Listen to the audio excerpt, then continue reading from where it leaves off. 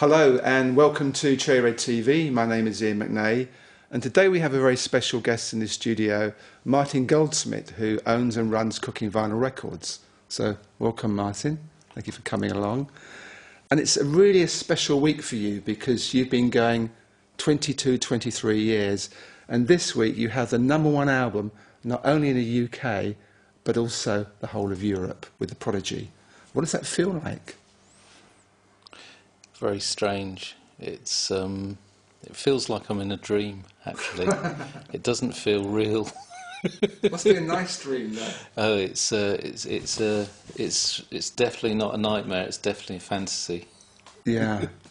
But it's, it wasn't a target of ours for this record.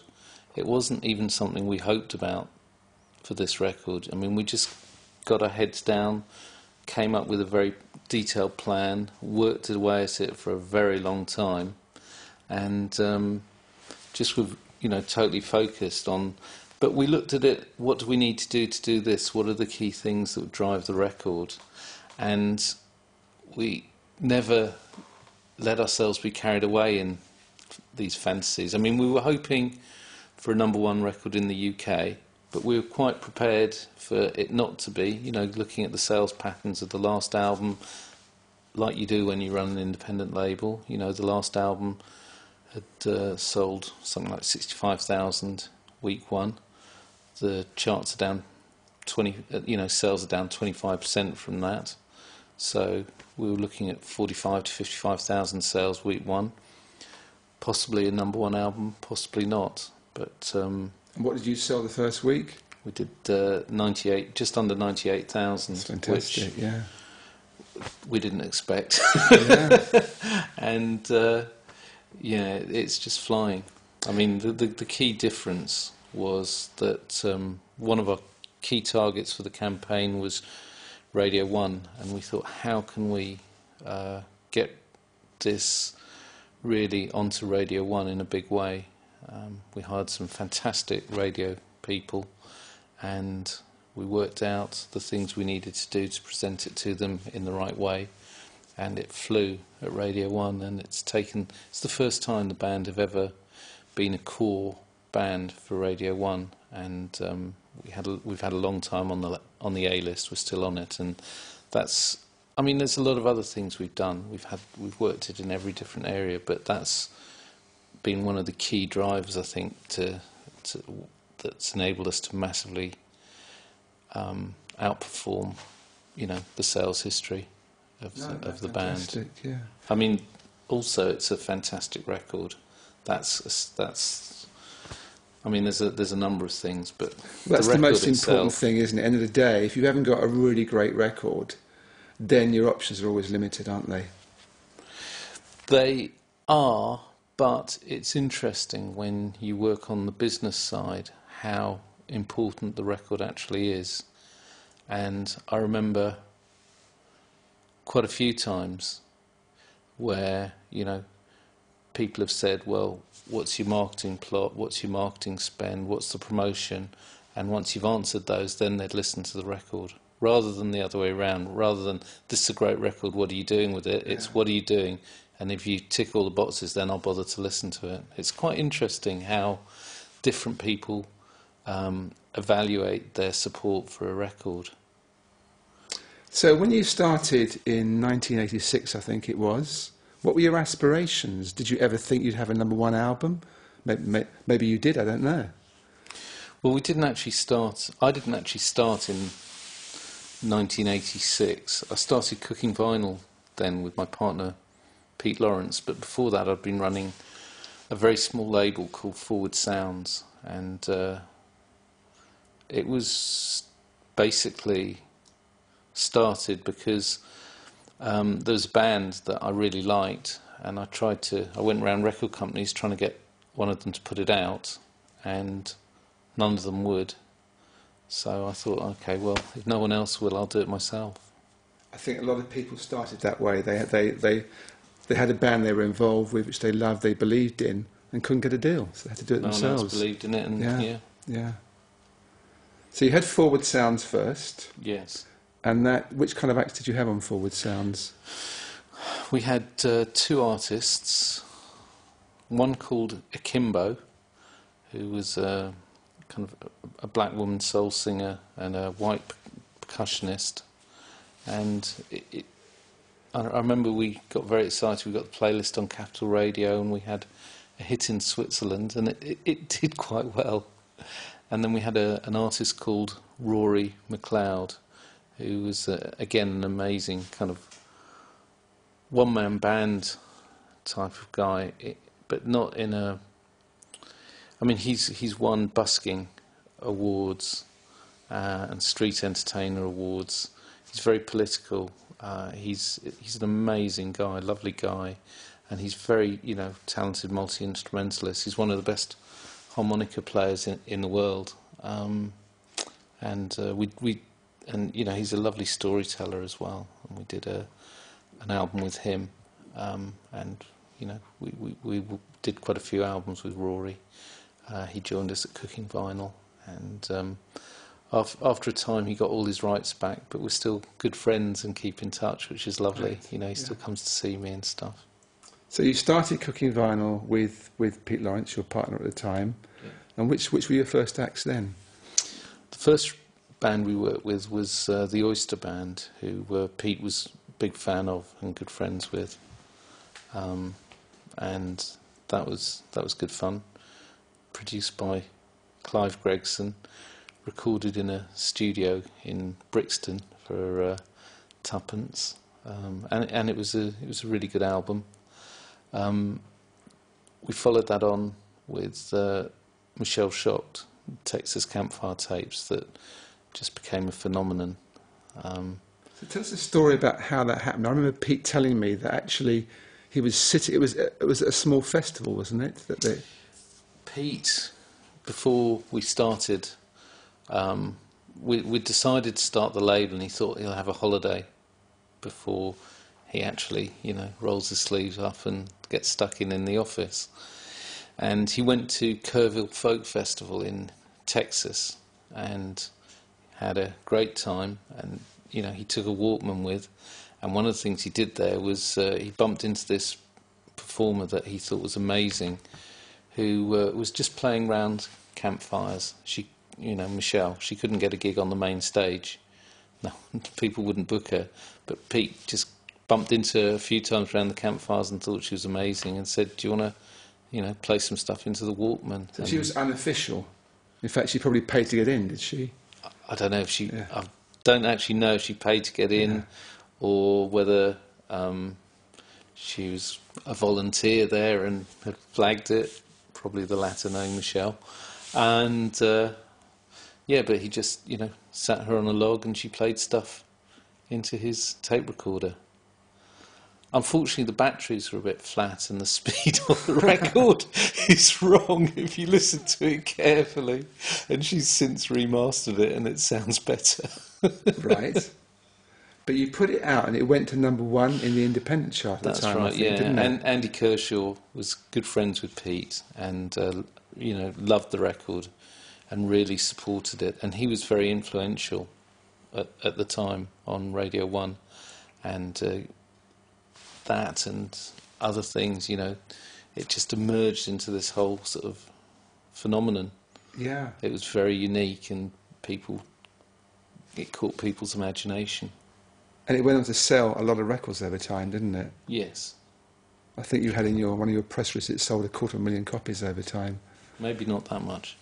Okay. Did I? I think it sold well in excess of 150,000, yeah. And it's all for the cost of a blank tape. And some usage on the batteries. Well, it's still quite something. In fact, I would imagine there's very few records that have sold 150,000 that cost like £1 to record. And are recorded at the wrong speed. Yeah, that's and it was funny because at the time it was a phenomenon, and there were rumours going around that we'd done it in a studio in South London and brought the crickets into the studio. It was it was totally a setup. It was. I think you'd have to take a lot of drugs to come up with the idea. So at that time, I think you were still working out of your house or your apartment in Stockwell in South London, is that right? Yes. Well, council flat. Yes. Council flat, yeah. Yes.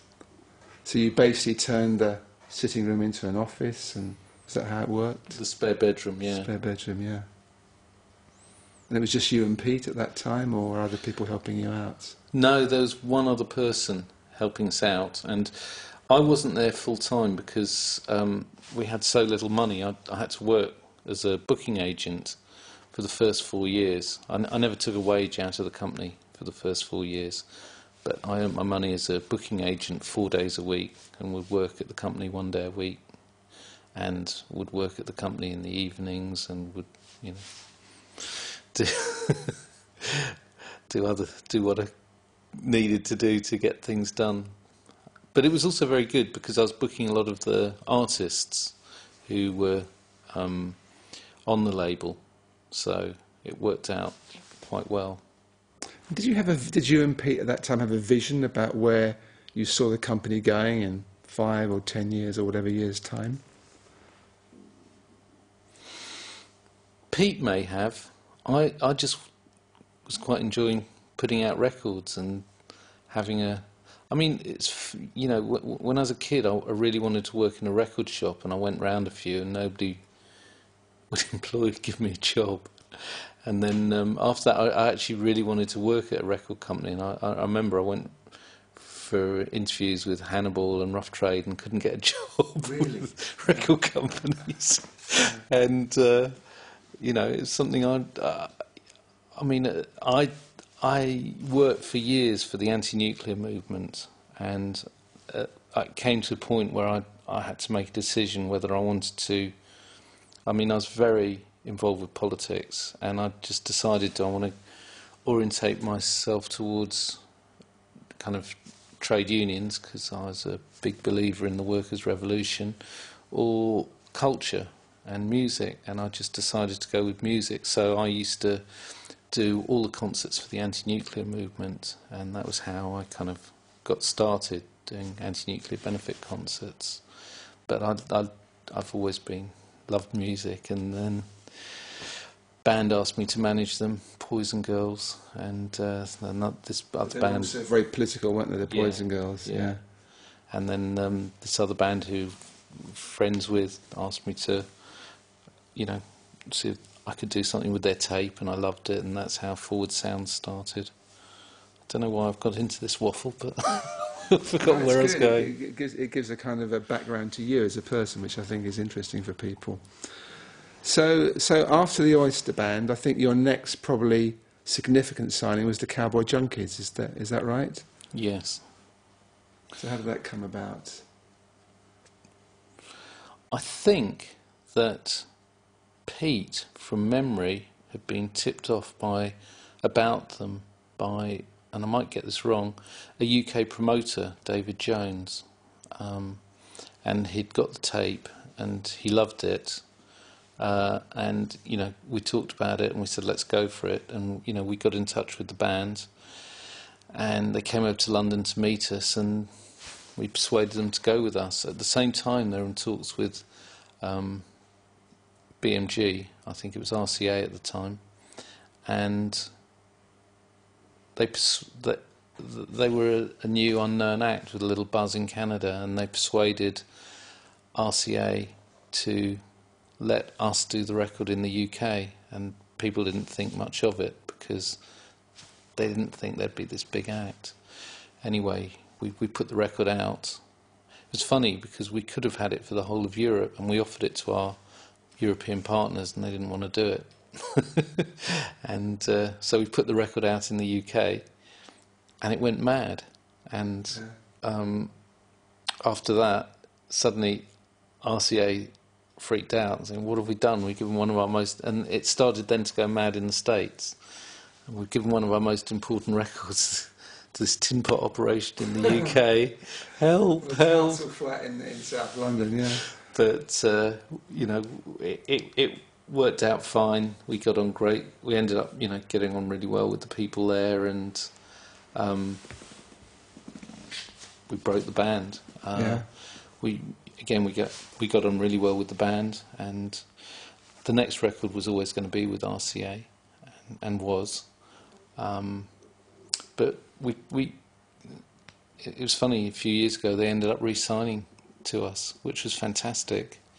It was lovely, and it's great to be working with them again. And recently they actually revisited the Texas Campfire tapes and put it out as a DVD, and we've re-released that, and that was quite a thrill. So at that time, how did you decide which bands to sign? Was it purely on what you liked personally, or did you also have to then think, well, I need to make sure it sells so many copies?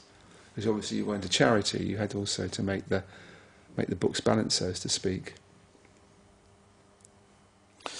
It was just based on what we liked. We didn't. I mean, the way we look at it now has changed, but at the time it was just if we liked it, we'd do it. We didn't really have any idea how to run a record company or even a company. When we started, I didn't understand the concept of profit. We were that naive. I understood cash flow. Right. You know, I'd been promoting concerts and I understood some really basic things, but I didn't understand how you needed to make a profit each year and things like that. We had no business training at all.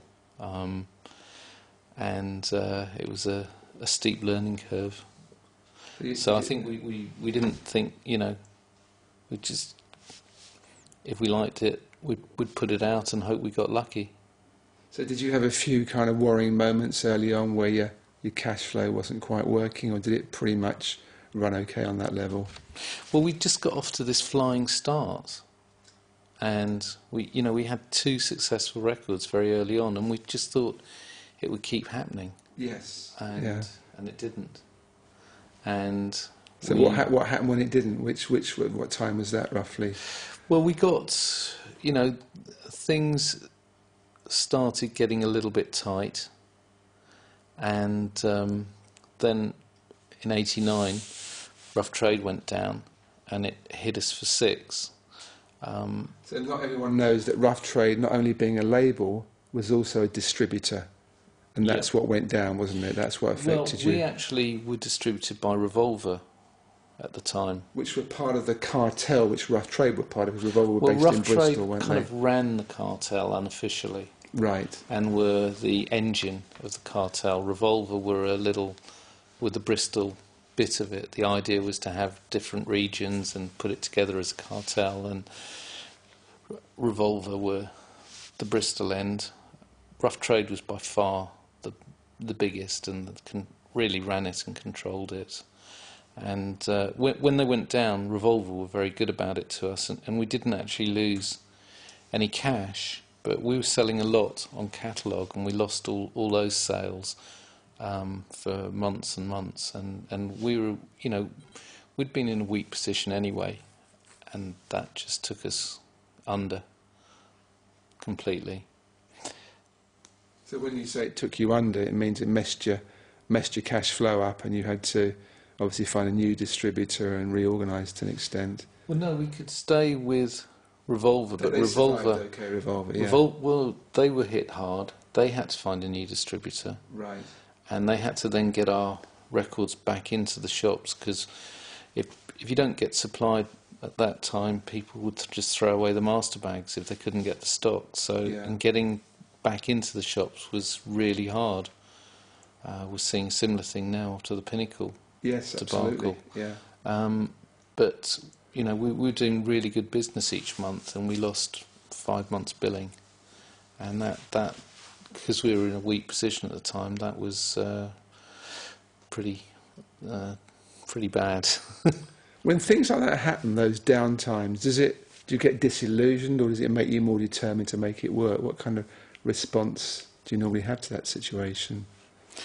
Well, at the time, Pete and I both decided to just throw it in, and it happened in the autumn, and I went away for Christmas very depressed, and I went to see Ryco to see if they'd buy the company, and that'd be a way out of it. So I didn't end up, stiffing anyone myself.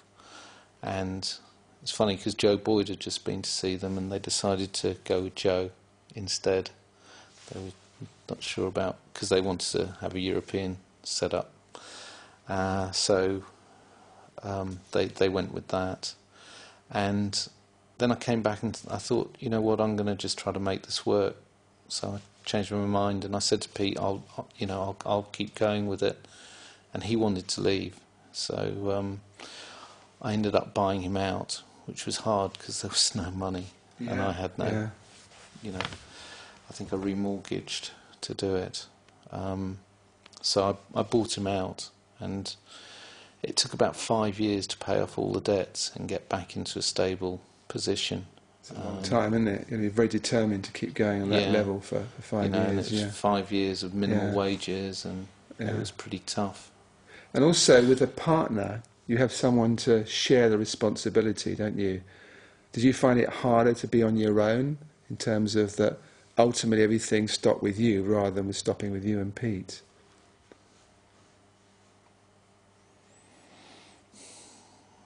I really enjoyed working with Pete. I think when things got tough, a lot of he wanted to leave, and that I wanted to make it. I wanted to turn it around, and I think that when things got tough, the partnership didn't really work anymore. Okay. But he was I really enjoyed working with him, and he's a great A&R guy. Yes, he was. Absolutely. Yeah. He had a great reputation. And he had a great vision of, he didn't. What was fantastic was it wasn't about will this sell. It was he just would find great music and think, fuck it, let's put it out. Yeah. Which is, he came up with some brilliant concepts, and he's just great at finding great music. And his weakness was that he didn't think, will this sell? But his great strength was he also didn't think, will this sell? He just thought, this is great, the world should hear it. But over the years, there's been many great A&R people that have made things work because they thought this is great and this is original, and that whether it would sell would be secondary. And somehow, if you take so many acts they've signed enough acts that have done well enough to make up and compensate for all the acts that haven't sold. So that can actually be quite a good approach. It doesn't have to always be built around, well, this is definitely going to sell, because at the end of the day, no one knows, do they? You can have your feelings and your hunches, but you can't say with a new act, it's definitely going to sell loads of records. No, and I only know it from our perspective, but the things that have done well for us, we normally haven't seen coming. We just thought we really like it, put it out, and then had a really pleasant surprise. We're so used to working really hard on things that we really like that don't sell very well, or don't sell as well as we'd like. We put out a lot of records. It's when something kicks off, it's a wonderful surprise. Yeah. I know I think it was the mid-90s you signed Billy Bragg, who's one of your big heroes. That must have been a significant moment for you. It was amazing. He was one of the people that, that the label was inspired by, and the whole musical direction of the label was inspired by. And he was much, also on a commercial level, he was bigger by far than any artist we had on the label. And it was incredible that he actually put his trust in us to handle his recordings. So we started off doing his back catalogue, and it was incredible that an artist that important trusted us, and he did. And we gave him a very good deal, we always accounted to him properly. We were always honest with him, and we made him quite a lot of money. And when it came to doing his new record, he just thought, actually, you know, he liked working with us. And Pete Jenner, his manager, really liked working with us. And our office was very close to his. And so I was amazed. We got the new studio record, which was never the deal. And we put that out. It did really well. Went to number 16 in the charts. You know, it was the whole thing about being a big fish in a small pond. It was everything for us, that record, at the time, and we just did anything and everything we could to make it work. It was so important for us, you know, and it was very successful, and it just took the company to another level, and it showed people that we could have a chart record and, you know, work at a much higher level. It also brought money into the company that we could then use to invest in other artists and just get into a stronger position, really. So was that your first top 20 album, his album? Yes. Yeah, yes. So that was a significant point in the history of cooking vinyl. It was. I mean, I firmly believe that without that, we probably wouldn't be here today. Really? So it was that important to you? Yeah. Yeah, it's very hard to run an independent label, and you need a few breaks, and it's very hard to make the money work. I mean, I think the thing about nearly going bust was I learnt a lot about running a business from that, and having to struggle and fight your way out of it. You learn a lot. Not fun, but you learn a lot. But you learn a lot about yourself as well. It takes a lot of courage just to keep going in that situation. But then once we were put back into a position of having some success and earning some money, I was then able to manage it much better and use it as a tool to build the business. Yeah, no, I understand. And it has very much been continuity with artists, because Billy Bragg is still recording albums for you, and you also have Frank Black and Jackie Levan as well. They've been with you for, I think it's like 15 and 16 albums they've done with you respectively, which is phenomenal. I think Jackie's over 20. Is it really? I don't know. Oh, gosh. I have lost He's very count. prolific, isn't he? Yeah. But it's funny, you know, it sounds terrible not to know how many albums an artist's done with you. But I asked Jackie the other day and he didn't know either, so yeah. I don't feel bad. Yeah.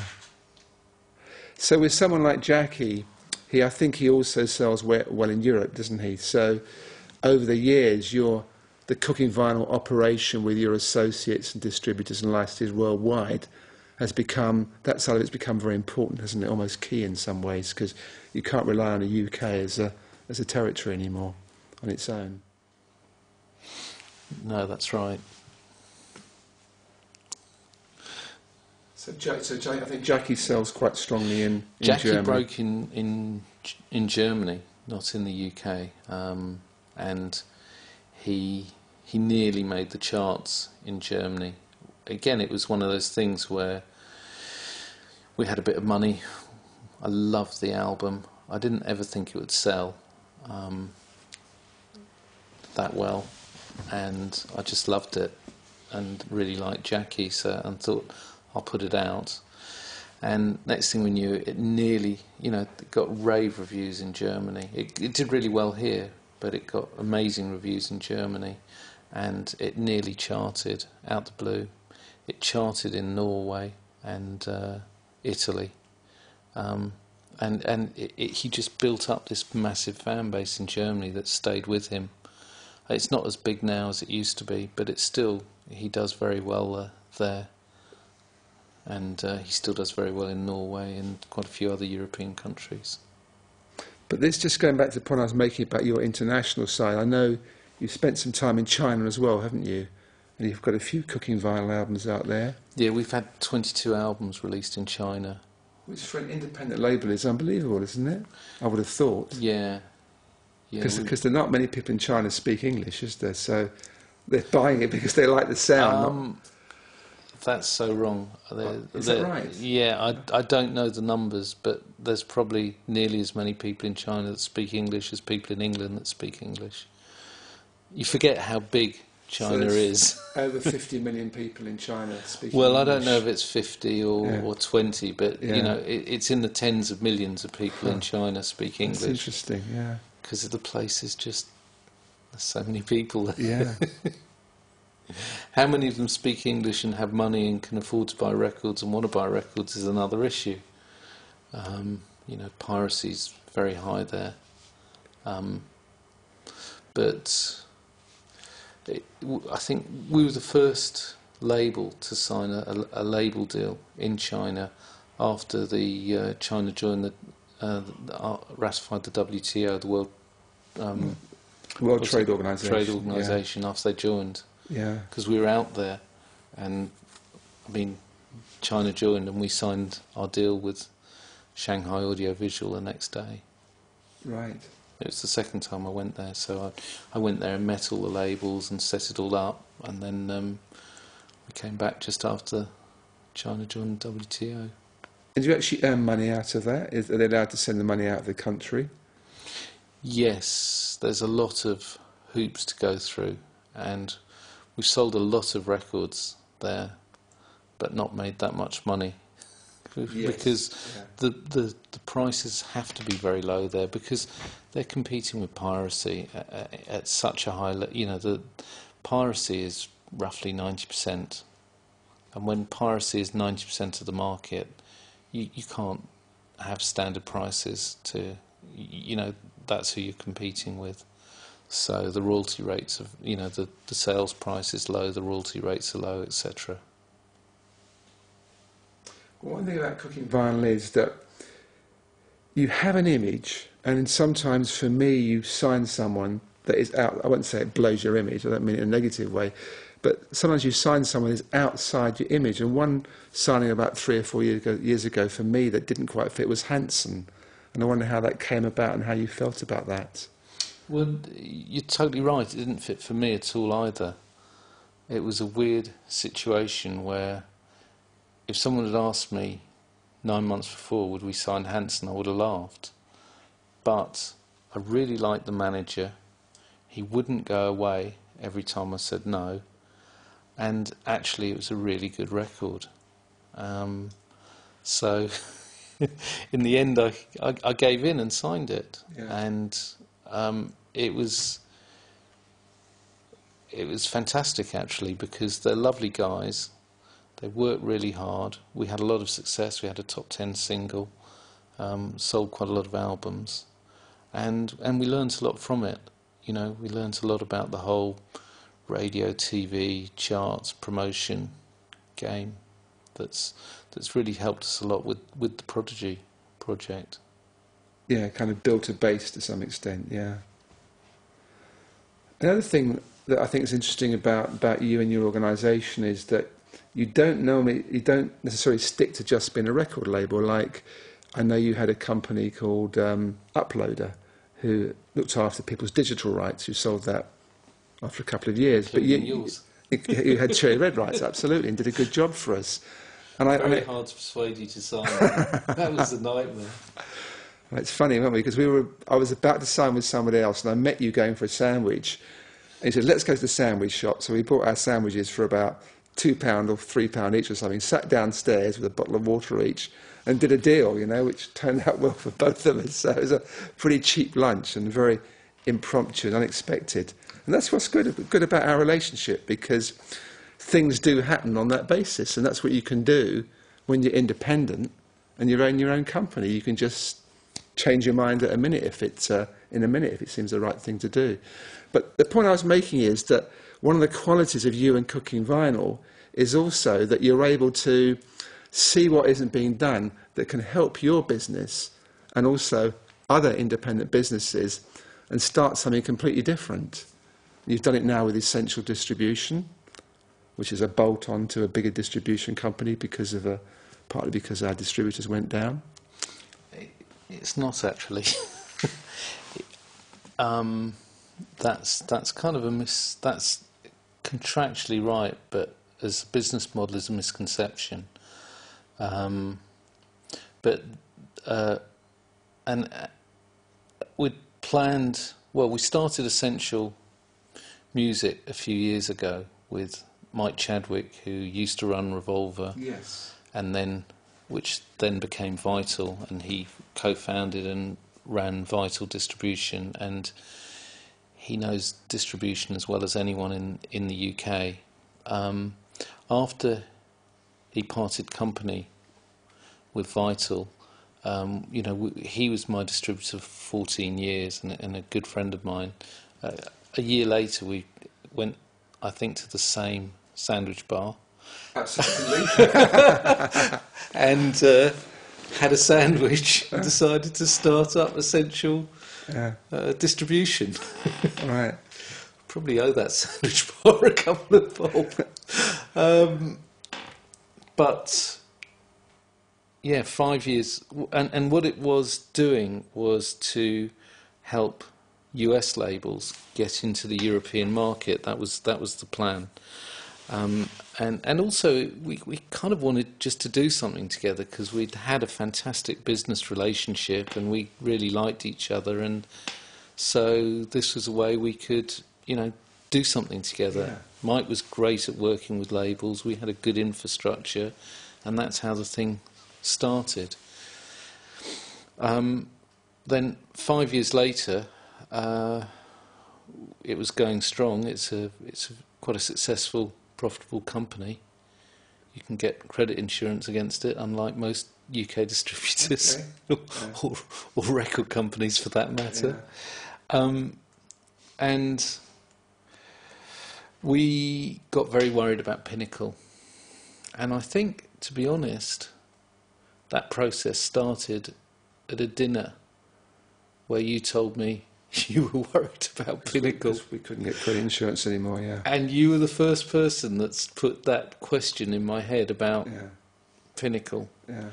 And that led to us deciding to leave and do it ourselves. Yeah. And we'd served notice on them. We'd entered into an agreement to do our own thing before they went bust, and we thought they were going to go bust in 6 months' time, and I think no one expected it to happen when it did. Yeah. And I think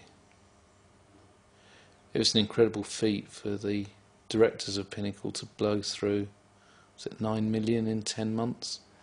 It was. It's not exactly an ideal business model to look up to, I have to say, yeah.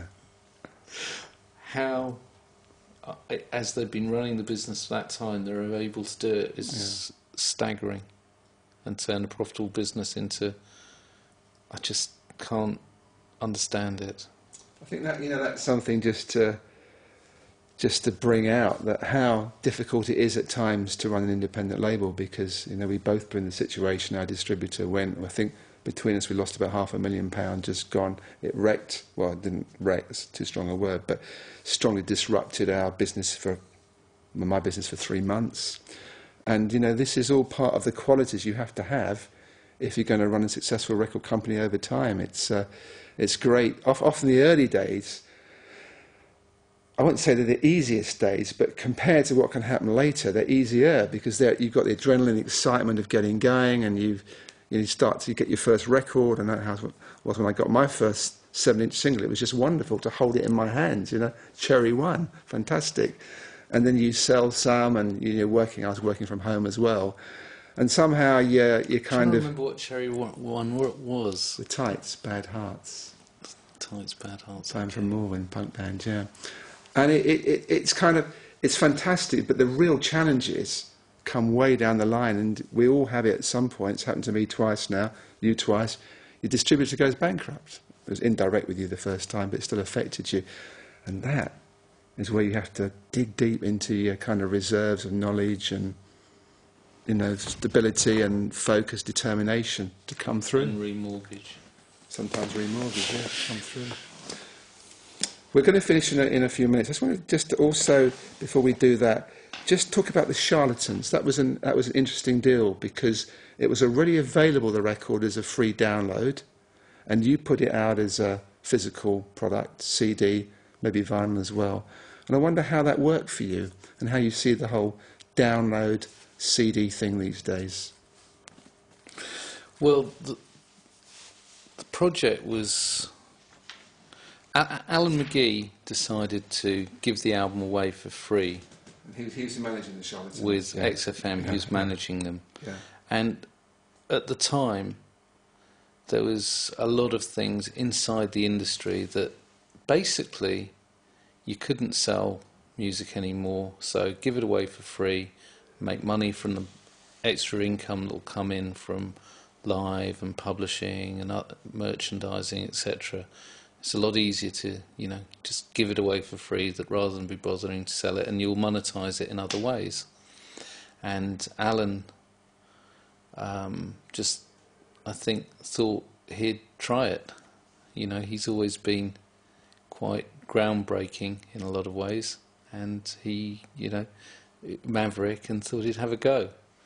So he did the deal with XFM and announced it, and he announced it exactly at the same time that Radiohead announced they were doing theirs. So unfortunately for Alan, in some ways, his announcement was a bit eclipsed by the Radiohead one, and people remember far better the Radiohead announcement, but they were the same day, and every news story had Radiohead are doing this and the Charlatans are doing this. Yeah. Anyway, then they finished the record, and Colin, who's working with Alan, is good friends with Rob in our office. Rob got him in and said, well, what are you going to do with the physical rights? Can we do them? And had a long chat, and we ended up sort of persuading them that if we were involved, we could do a lot more than just give it away for free with XFM. We could actually do a load of promotion on it that would really help the live side, and pay for that promotion, which there was quite a big bill on, and sell it online as well as giving it away for free, and sell it in shops. And it was quite a scary project, because, for example, the Prince album had been given away for free with the Mail, and then when it went to retail, it just died. There's quite a few things where people had tried things like this and they just died at retail. So it's a lot scarier than it looked. But we worked really hard on it, and we put together. We tried to work out how we could excite retail, and we did a lot of things. So we did things like special packaging, bonus disc, and we just talked to retail about it. And again, the biggest asset was it was a fantastic album. It was the best album they'd done for quite a few years. And we managed to persuade retail to really support it. We managed to persuade, what was amazing was iTunes to really support it. So they gave away 120,000 copies of the album for free. And their last album had sold, I think, 30,000, just under 30,000 copies. And we sold over 20,000 copies. And we managed to get the front page on iTunes, even though it had been given away for free. Yeah. And it sold really well at iTunes. Yeah. We got fantastic press for it. The Charlatans were in a situation where their career was going down. They earned so much money from live that year, and their career really picked up. And they're in a pretty good space now. It was very good. And it turned out to be a really exciting and successful project. And the album was so good, and it was a lovely thing to be involved in. Yeah. And it was fun working with Alan and Colin. He's a character, yeah, absolutely. Yeah. So in the last couple of minutes, do you have any advice to give someone that's thinking of starting an independent label? It's bloody hard. If you can make it work, it's one of the best jobs you can have. What's the qualities you feel you need to make it work? I don't know. I mean, I worked for 5 years for no money. Yeah. Labels mean totally different things to different people. I think I run a good business, but I'm not that business-like. I'm not for me, I try to make a profit just because I don't want to go bust, not because I'm trying to maximise, not because I'm trying to get rich. I'm still not trying to get rich. I understand that completely. It's, you know, I'm trying to have something where I can put out records and work with artists, and I have to make a profit, otherwise I won't be able to keep doing it. Yeah. And the only way I can do that is actually being quite risk averse, being very careful with money, being very careful with budgets, and really taking full responsibility for the concept that I am running this business, no one else is. So I think you have to learn, I think you really have to learn how to run a business. You really have to get into budgeting. You know, don't say, you have to look at what realistic targets are, financial, promotional, etc. We like to try to be very honest with people we work with, and especially with artists, and try to get our expectations on the same page. You know, I think some labels will promise artists and writers the world just to get them to sign the contract. If we don't think we can deliver what their expectations are, we'd probably not do the deal with them, because we don't want them to end up feeling we've shattered their dreams. And I've had that situation recently, and it was horrible, because it was an artist I loved, and he wanted to sign with us, but I knew I would have shattered his dreams, and he signed with another label, and they did. And I know we could have done a better job than them, but I know that we couldn't have done what he wanted. And it was quite a dilemma, really, how to deal with it. You kind of learn over the years, don't you, that there's kind of certain people you feel you can work with, and if you feel you can't, for whatever reason, work with them, it's probably best to own up and say that before you sign the deal. Otherwise, you might make a bit of money, but all the aggravation and pressure it puts on you somehow in the bigger picture is not really worth it. Well, it's again, the Prodigy thing's been really interesting, because, you know, we've had some heated discussions on strategy, and it just made me realise that, you know, to be blunt, I'm going to make good money on this. I don't need to maximise it. I just need to help them realise their vision and get them where they want to go. You know, in the same way that a good producer will do that in the studio with an artist. You know, we're trying to do it on a business level with the artist, and, you know, we're trying to tell them what the options are and empower them, rather than force them to places they don't want to be, to maximise our profit. I understand. We're going to have to leave it there, because I know you're dashing off to yet another important meeting. Thank you very much for coming in, Martin. Again, congratulations on being #1 in Europe. And I hope I can say that to you again one day. We feel very honoured you've come in this week to talk to us. And thank you for watching Cherry Red TV, and we'll see you again soon. Goodbye.